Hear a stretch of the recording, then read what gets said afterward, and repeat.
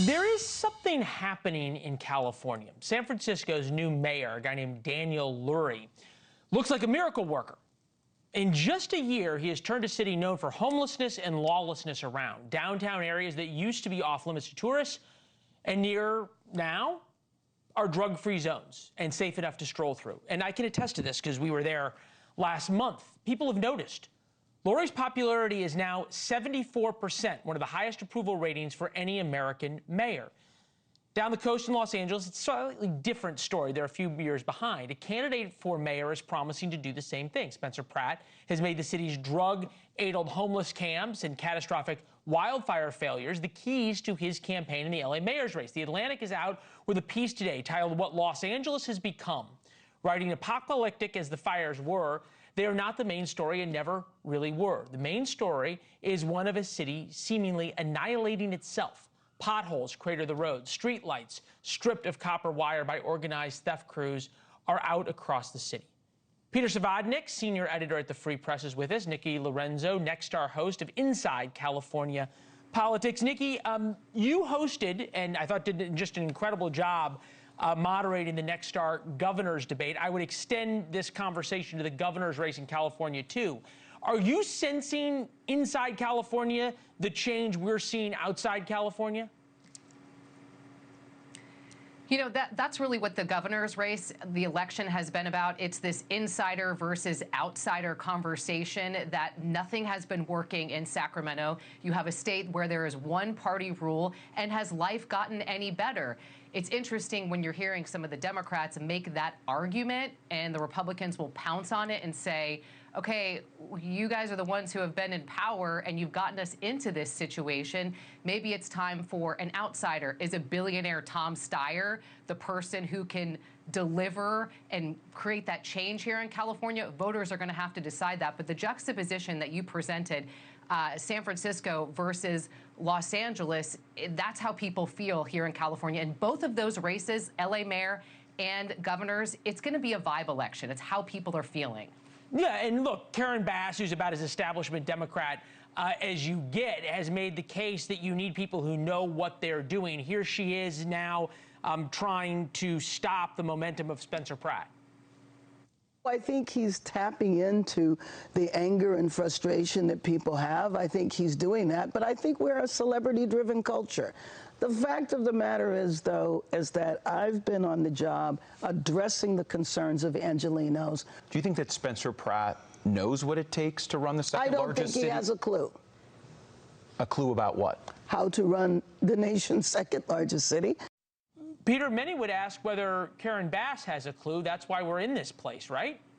Correct. I think there's this really interesting conversation happening among the so-called credential class, the people who I think dominate the Democratic Party for sure, about what it means to be qualified. In their mind, it really is a matter of degrees and bullet points on your resume. And I think that there is, in this respect, a great forgetting about what leadership in America has traditionally looked like. Some of our best presidents and senators and representatives have pitiful resumes, but have done masterful jobs in office. And so I think there's this distinction, this confusion. And this is not an argument for or against Pratt. Well, who knows what kind of mayor he would be.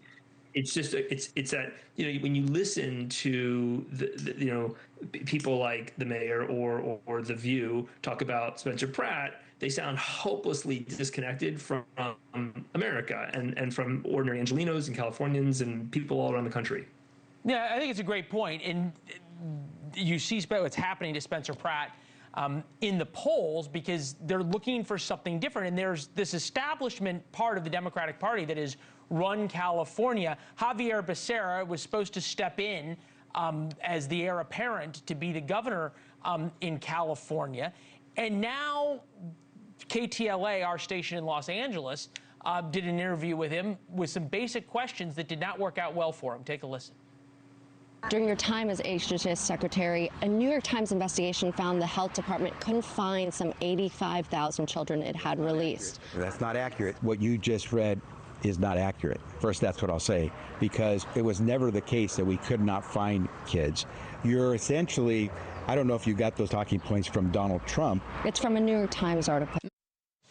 Nikki, is there now a willingness by the media to start talking about whether the emperor has clothes?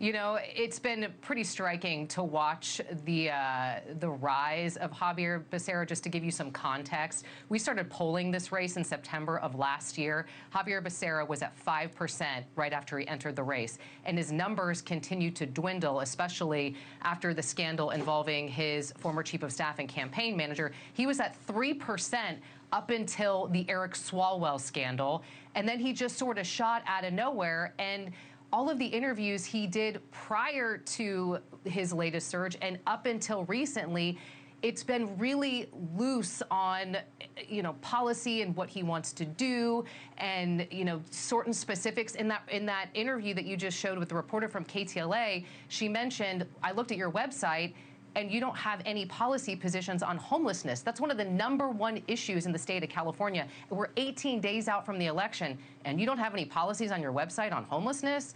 It seems pretty striking.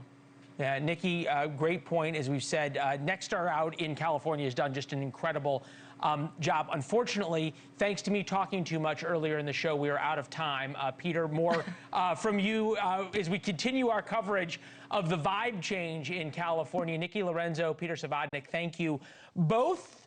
Thank you for watching. Subscribe below and download our NewsNation app right now on your phone, and you will get fact-based, unbiased news for all Americans.